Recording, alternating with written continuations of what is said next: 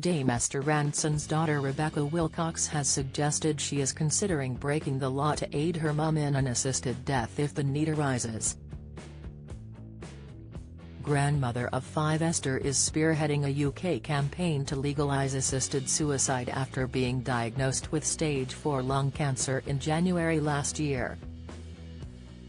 Rebecca has previously spoken about her fears should she choose to go with her to Switzerland, where Dignitas could help facilitate an assisted death. Writing in Saga magazine, she said, "If she goes, at the moment it would be her only option for an assisted death. She will have to go alone. It is against the law to accompany her. I would face prosecution for manslaughter and could receive up to 14 years in prison. Even if it doesn't go to trial, many people face a 2-year investigation. I have a young family with 2 children, a busy home and a complex job. I shouldn't have to risk going to prison just to keep mum company, but I'm not sure I could let her go alone.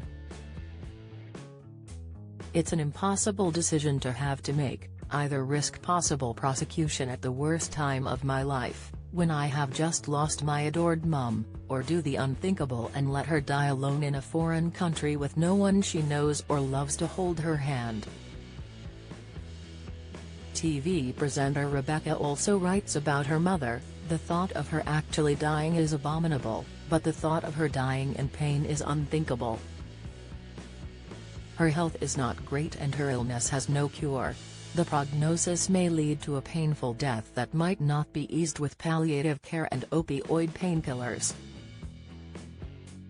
Rebecca, 44, said she was proud her mum was leading this campaign and added, "I don't understand the lack of action by our government, which seems unable to commit on the subject.